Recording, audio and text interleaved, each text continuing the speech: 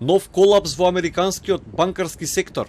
Регулаторите денеска ја затворија така наречената прва републичка банка со седиште во Сан Франциско и сите нејзини депозити и поголем дел од имотот се продадени на JP Morgan во обид за спречување на натамошни банкарски превирања во земјата. Таа е трета банка од средна големина која пропаѓа во Соединетите Американски држави во последните 2 месеца, по банката на Силиконската долина од Вашингтон и Signature банката од Њујорк. Банкарскиот гигант JP Morgan ќе преземе 173 милиарди долари во заеми, околу 30 милиарди долари во обврзници, како и 92 милиарди долари во депозити. Во соопштението на JP Morgan се наведува дека нема да се преземат долговите ниту преференцијалните акции.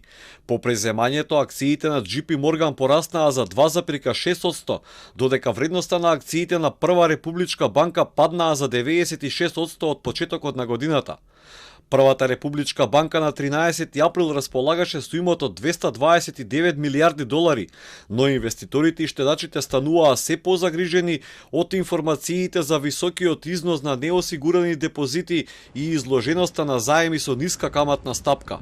Федералната корпорација за осигурување на депозити на САД денеска соопшти дека 84 филијали на Првата републичка банка во 8 американски држави повторно ќе бидат отворени, а штедачите ќе имаат целосен пристап до нивните депозити и преку филијалите на JP Morgan.